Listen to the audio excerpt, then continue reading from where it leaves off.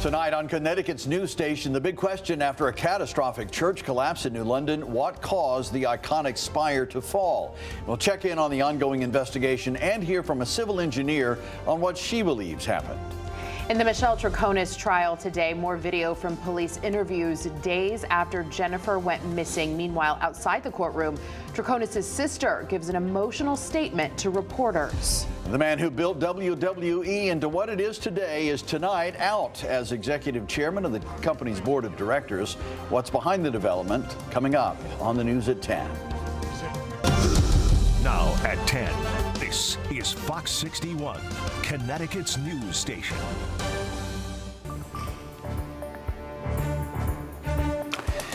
We begin tonight in New London, where crews are still working through the rubble left by yesterday's catastrophic church collapse. Thanks for joining us for the Fox 61 News at 10.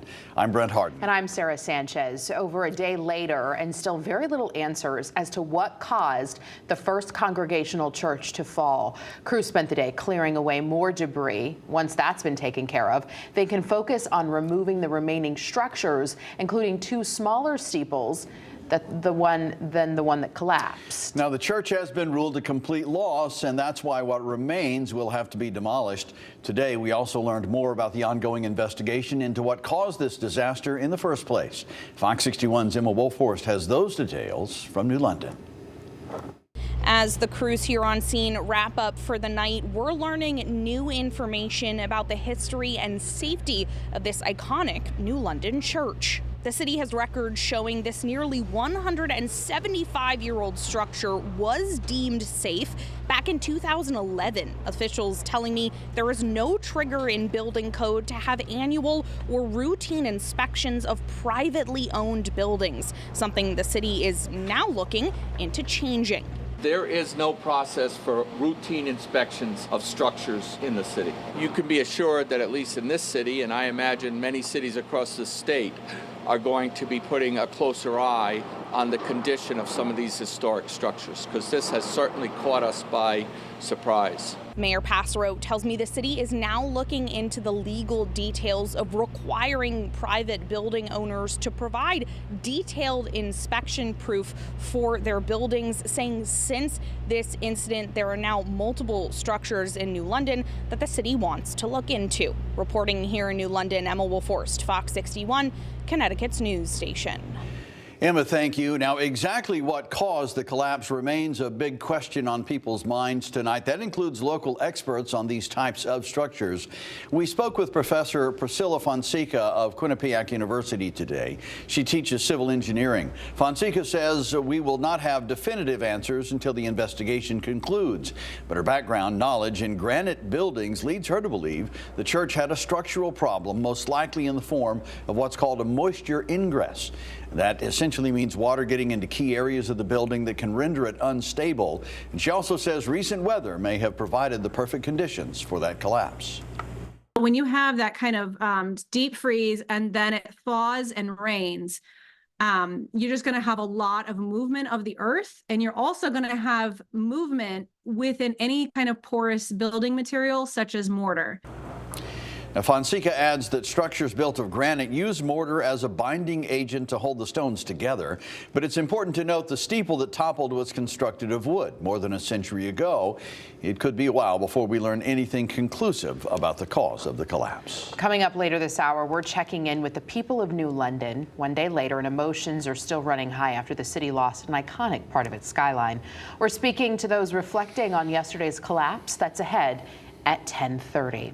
For now, we want to get a first check of the forecast tonight. It's going to be a while before we see the sun again. That's what it looks like. Chief Meteorologist Rachel Frank here now with more, plus info on a coastal storm expected to hit by the end of the weekend. Rach? Yeah, that is going to start Sunday morning right around daybreak with a combination of rain and snow across the state and take us right into early Monday morning. For tonight, though, we are dealing with little drips out there, areas of fog and mist and drizzle. Visibility is is down around a quarter mile for Danbury, 1 mile for Monroe and Oxford, and it could come down for the rest of the state as we head through the overnight. So another misty and murky start to the day tomorrow, something that we are very familiar to seeing at this point.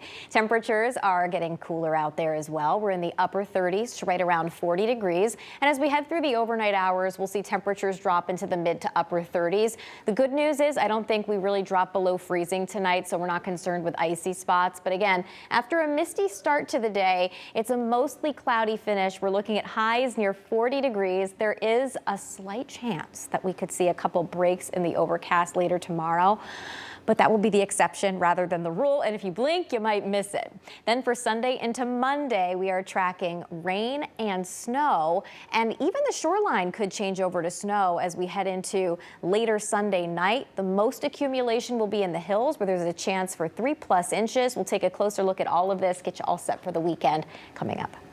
All right, Rachel, sounds good. Thank you. Fairfield police are investigating a deadly crash involving 3 vehicles. It happened on I-95 North near exit 22 just before midnight last night. One vehicle spun out on the road, causing another vehicle and a tractor trailer to collide. 2 of the drivers were thrown from their vehicles and were pronounced dead at the scene.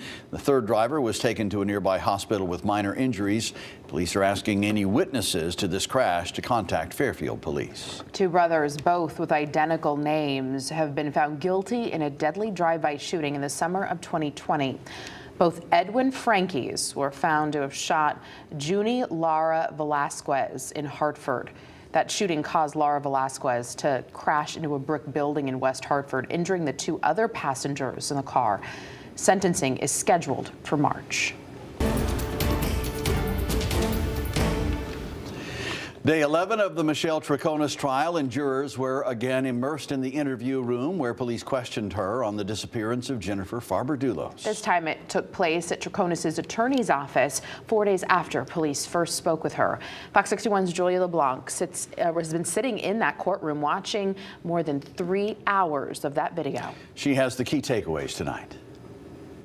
In this second interview, jurors saw some of Tronas' details change, with police telling her they thought she was lying. At the same time, Tronas was telling them police were making her nervous. I think you're probably one of the most hated women in America right now. Police pressing Michelle Tronas for answers at her lawyer's office on June 6, 2019. She was facing charges of hindering prosecution and tampering with physical evidence, all in connection to the disappearance of Jennifer Farber-Dulos. We want to know who was involved and where Jennifer is. It's the second time Tronas was questioned in the case. In the interview room, retired state police detective John Kimball. In court Friday, he says Tronas' account of what she did the day Jennifer went missing changed. This time around, Tronas told police she did not see her then boyfriend, Fotis Dulos, that Friday morning in his office. What had she told you on June 2nd about seeing Fotis in the office? She said that she went to the office and she saw a meeting between Kent Moeni and Fotis Dulos. In this interview, police also knew more.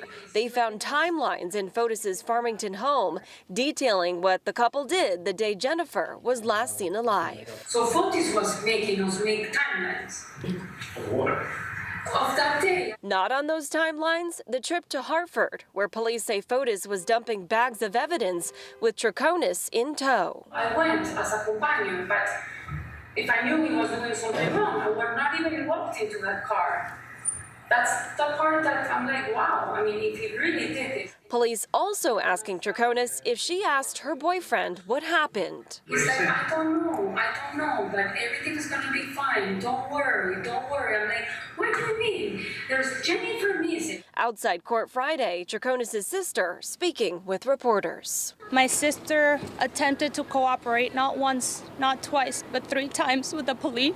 And so I know that everyone wants answers, but my sister's not the right answer. She doesn't know anything. She's innocent.